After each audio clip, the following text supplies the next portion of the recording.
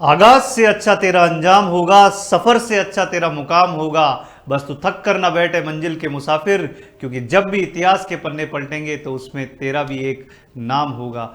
जी हाँ दोस्तों, मैं हिमांशु शर्मा आप सभी साधु और साध्वियों का दिल खोल के स्वागत करता हूं आपके अपने उत्कर्ष परिवार पर। जो शिक्षा में बदलाव नहीं, मेरे दोस्त क्रांति लेकर आए हैं, और क्रांति तो हम भी लेकर आ गए हैं। रीजनिंग को यहाँ डिस्कस कर रहे हैं, तो किस बात की है देरी। बज चुके हैं 8, मतलब हो चुका है रीजनिंग से दो दो हाथ करने का समय। जल्दी से लाइव आइए, वीडियो को लाइक और शेयर जरूर करिएगा, और शेयर इस प्रकार से करिएगा कि जो भी विद्यार्थी रीजनिंग के क्वालिटी कंटेंट का वेट कर रहा है उस तक ये वीडियो पहुंच जाए। उस प्रकार से आप सभी को शेयर करना है। आप सभी को गुड मॉर्निंग, सभी को सुप्रभात, सभी को मेरा नमन है और सभी का स्वागत है। तो फटाफट आप सभी जुड़ जाइए। तो जैसा कि आप सभी को विदित है हम सिटिंग अरेंजमेंट के ऊपर चर्चा कर रहे हैं।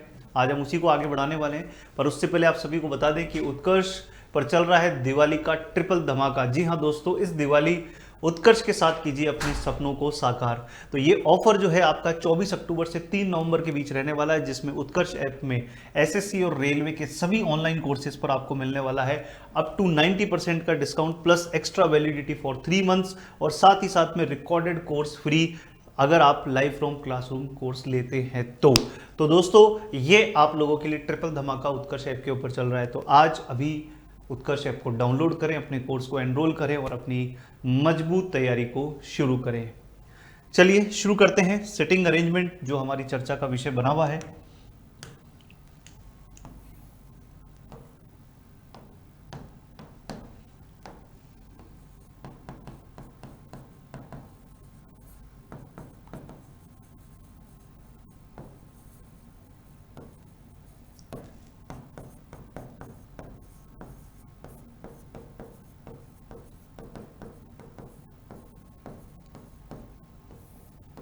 बैठक व्यवस्थीकरण, दो तरह के बैठक व्यवस्थीकरण हमें यहाँ पर पढ़ने हैं और हम पढ़ भी रहे हैं। सर्कुलर सिटिंग अरेंजमेंट, वृत्तीय, और उसके बाद में लीनियर भी हमें पढ़ना है, रेखीय।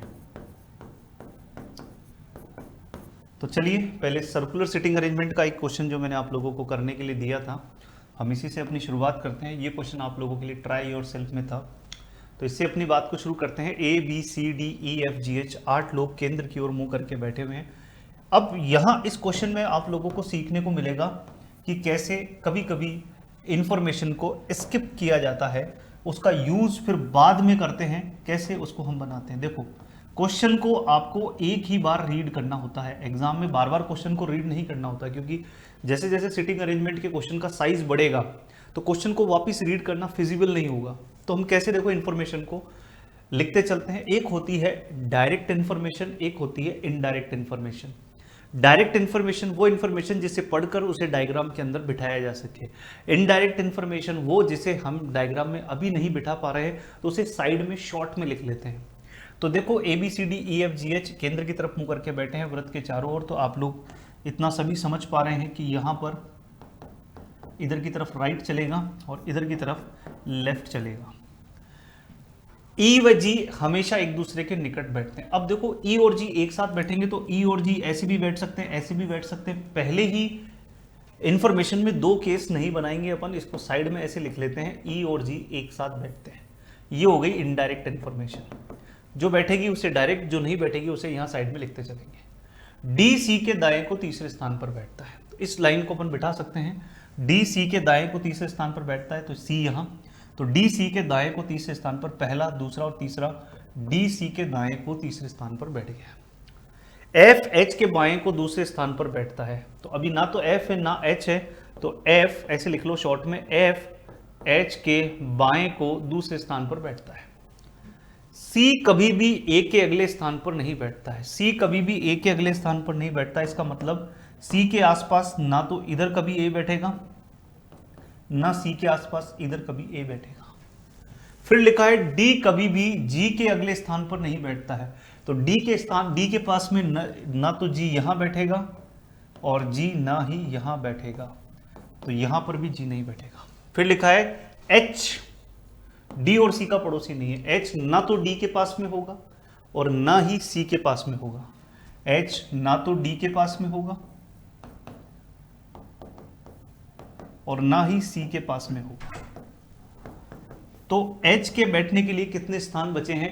H के बैठने के लिए 2 स्थान बचे हैं। तो क्या 2 डायग्राम बनाएंगे? नहीं, एक ही डायग्राम में चेक करेंगे कि दोनों में से कौन सी पॉसिबिलिटी सही बैठेगी।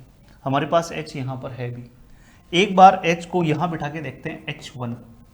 तो F H के बाएं को दूसरे स्थान पर है, F H के बाएं को दूसरे स्थान पर है, तो देखो बायां यूं चलेगा, तो F H के बाएं को दूसरे स्थान पर F यहां बैठ सकता है, यस बिल्कुल।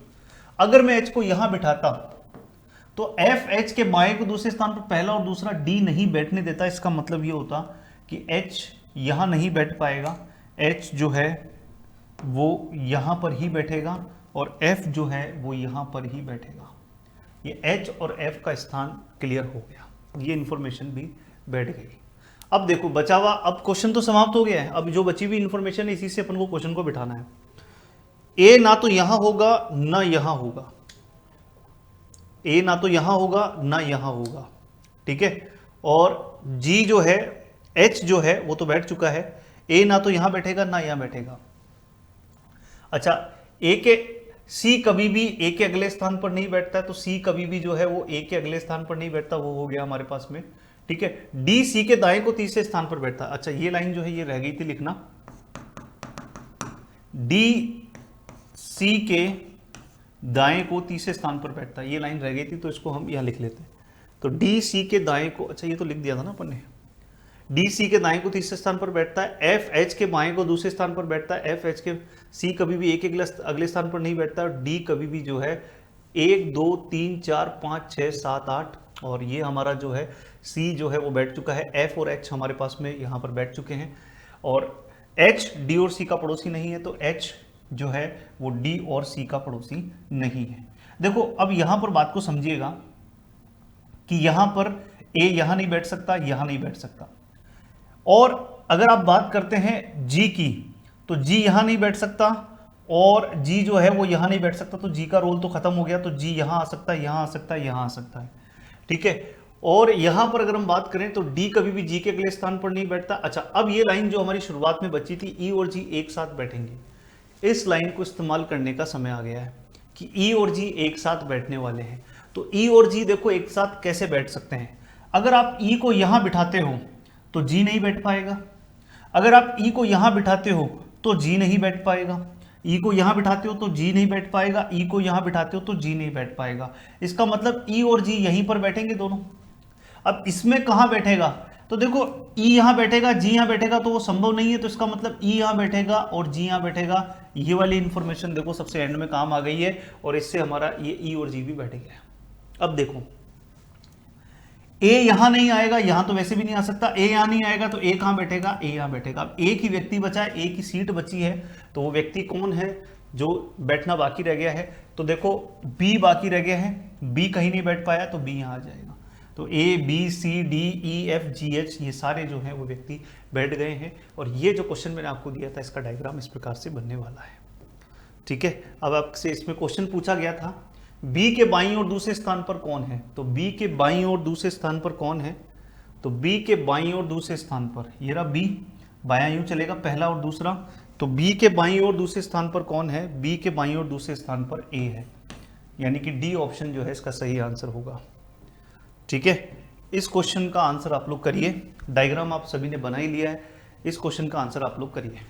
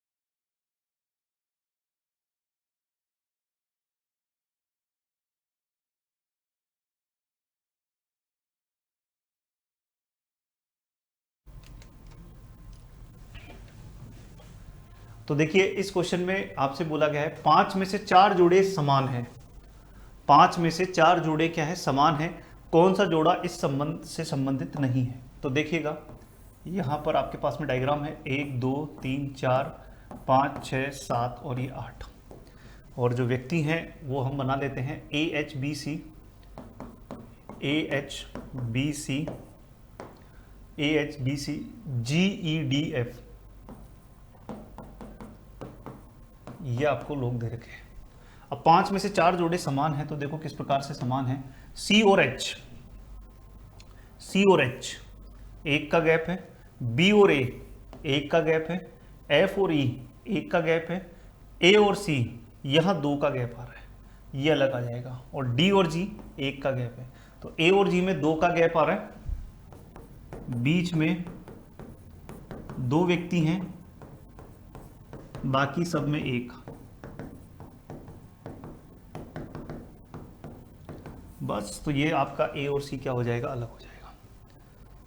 फिर इसमें बोला है B और F के बीच में कौन बैठता है, तो B और F के बीच में कौन बैठता है, तो B और F के बीच में A और H बैठते हैं, B और F के बीच में A और H बैठते हैं, B और F के बीच में A और H बैठते हैं। तो E ऑप्शन जो है इसका सही आंसर देखने को मिलेगा।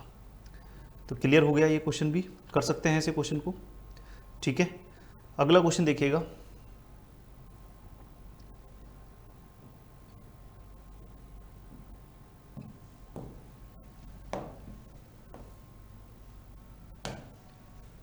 इस क्वेश्चन को पढ़िए और इसका आंसर करने की कोशिश करिए। बनाइए, 2-2.5 मिनट का समय मिलेगा आपको, बनाइए।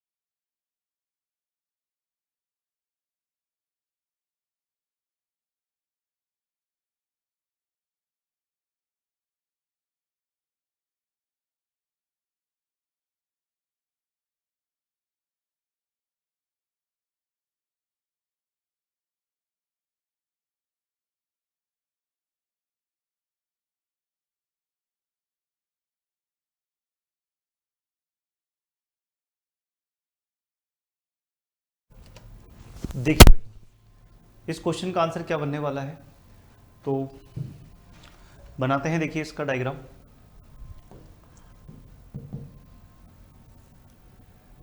BDFKJRTW 1 2 3 4 5 6 7 8, 8 व्यक्ति हैं जो केंद्रोभिमुख होकर बैठे हैं।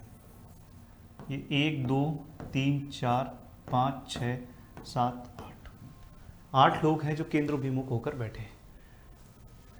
दायां और बायां किस प्रकार से चलने वाला है, ये राइट इधर चलेगा और लेफ्ट इधर चलने वाला है।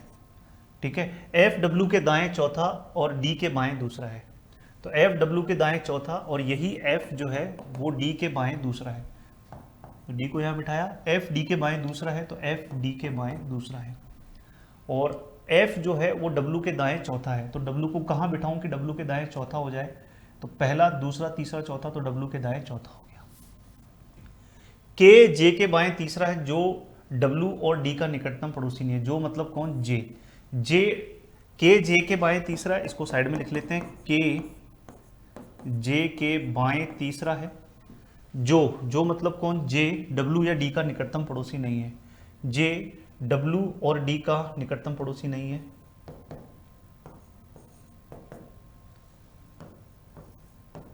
जे डब्ल्यू और डी का निकटतम पड़ोसी नहीं है। ठीक है, अब यहां पर जे को बैठने के लिए कितने स्थान हैं, 2 स्थान हैं। तो मैं यहां पर चेक कर लेता हूं, एक बार जे को यहां बिठा के देखता हूं, तो के जे के बाएं तीसरे स्थान पर बैठ सकता है क्या, पहला दूसरा और तीसरा, के बैठ सकता है। अगर मैं जे को यहां रखता हूं तो के जे के बाएं को तीसरे स्थान पर बैठ सकता है क्या, पहला दूसरा और तीसरा, नहीं बैठ पाएगा। इसका मतलब इस डायग्राम में जे कहां बैठेगा, यहीं बैठेगा, ये बैठ गया। फिर लिखा है टी बी के दाएं को दूसरा है और वह डी का निकटतम पड़ोसी नहीं है। और का मतलब कौन है, फर्स्ट पर्सन। तो टी जो है वो डी का निकटतम पड़ोसी नहीं है, तो टी जो है वो डी का निकटतम पड़ोसी नहीं है। और टी बी के दाएं को दूसरा है, टी बी के दाएं को दूसरा है, टी बी के दाएं को दूसरा है, टी बी के दाएं को दूसरा है। तो देखो बी को बैठने के लिए 1 2 और 3 स्थान है। अगर मैं बी को यहां बिठाता हूं तो टी बी के दाएं को दूसरा, तो टी बी के दाएं को दूसरा यहां बैठने नहीं देगा टी को, तो यहां नहीं आ सकता बी। अगर मैं बी को यहां बिठाता हूं तो टी बी के दाएं को दूसरा आ जाएगा। अगर मैं, और तो बी के लिए कहाँ जगह ही नहीं बची, यहाँ बची ना, यहाँ बिठा के देख लो एक बार बी को, तो टी बी के दाएं को दूसरा, तो पहला और दूसरा के मना कर देगा। इसका मतलब बी यहीं आएगा और टी यहीं आने वाला है। ठीक है, तो ये कंप्लीट आपका बैठ गया। अब एक व्यक्ति बचा है, वो एक व्यक्ति जो है वो कौन है, तो एक व्यक्ति B D F K J R T W, B D F K R, तो आर बचा हुआ है, वो आर यहाँ आ जाएगा। ये डायग्राम आपका बैठने वाला है, ये डायग्राम बैठने वाला है। जे के संदर्भ में आर का स्थान कौन सा होगा, जे के संदर्भ में आर का स्थान, तो जे के संदर्भ में आर का स्थान अगर आप निकालते हैं तो देखिएगा, यहां पर इधर करके देखते हैं इसको,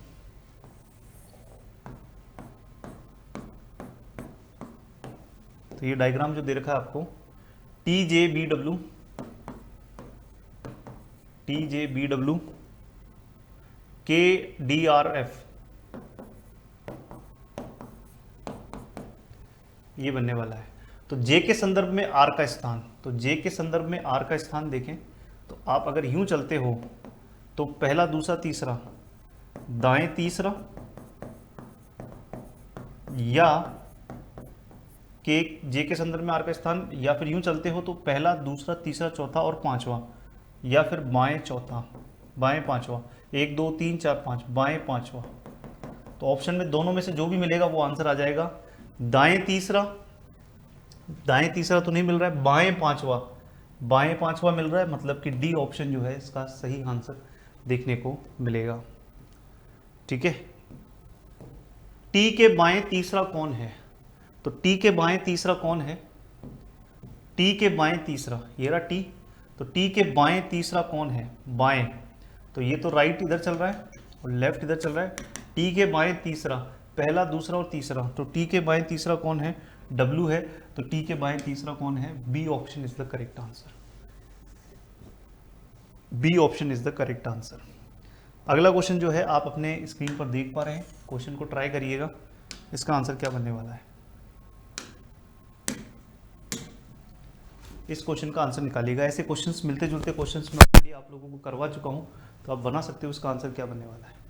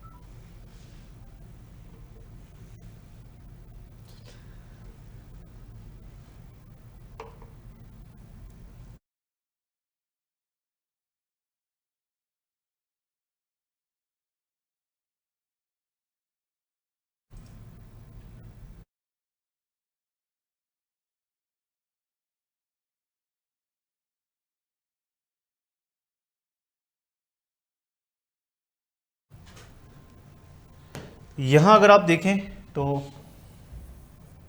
1 2 3 4 5 6 7 8, ठीक है। तो यहाँ अगर हम देखें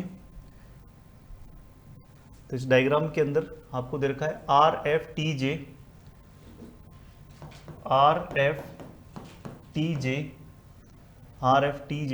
BWK और ये D। तो आपसे बोला है निम्नलिखित में से कौन सा जोड़ा पहला व्यक्ति तुरंत दूसरे व्यक्ति के तुरंत बाएं बैठा है। तो मैंने आपको क्या बताया था, जैसे T से J, F से T, W से K, W से K, D से R, D से R और B से J। तो आप देख रहे हो सारे एरो एक ही दिशा में घूम रहे हैं, पर ये B से J वाला एरो उल्टी दिशा में घूम रहा है। यही आपका सही आंसर हो जाएगा, यही इसका करेक्ट आंसर हो जाएगा। फिर लिखा है यदि B और K अपना स्थान परस्पर बदल ले तो F के बाएं तीसरा कौन होगा। F के बाएं तीसरा कौन होगा। करिए इस क्वेश्चन का आंसर क्या बनने वाला है।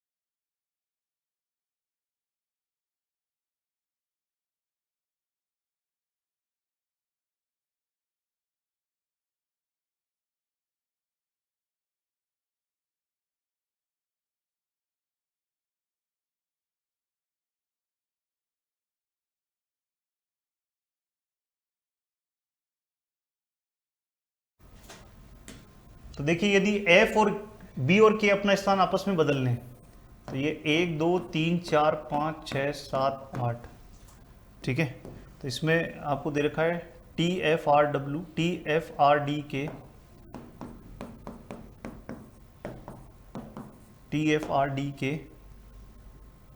WBJ, ये दे रखा आपको है ना। यदि B और K अपना स्थान आपस में बदल लें तो B और K अपना स्थान आपस में बदल लें तो B की जगह पर K आ जाए और K के स्थान पर B आ जाए। तो पूछा F के बाएं तीसरा कौन होगा। तो F के बाएं तीसरा कौन होगा। F का बायां यूं चलेगा, पहला दूसरा और तीसरा। अब कौन आ जाएगा, K, यानी कि D ऑप्शन जो है सही आंसर आपको देखने को मिलेगा। ठीक है जी, कर सकते हैं। नेक्स्ट क्वेश्चन देखिएगा, यहाँ पर 9 मित्र हैं और ये आपके सर्कुलर सिटिंग अरेंजमेंट का क्वेश्चन है। तो इसको बना के देखिएगा, ट्राई करिए इस क्वेश्चन को, क्या बनने वाला है इसका आंसर।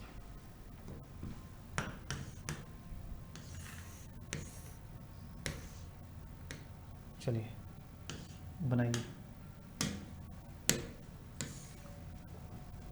चलिए 2.5 मिनट का समय है, बनाइए।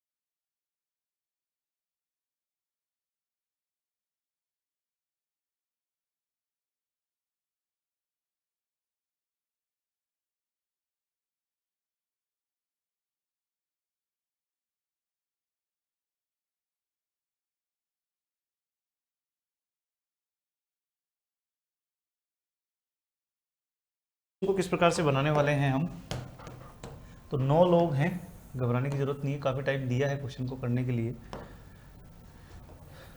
तो यहाँ 1 2 3 4 5 6 7 8 और ये 9 लोग हैं, केंद्रोभिमुख होकर बैठे हैं, ये राइट और ये लेफ्ट हो जाएगा, ठीक है।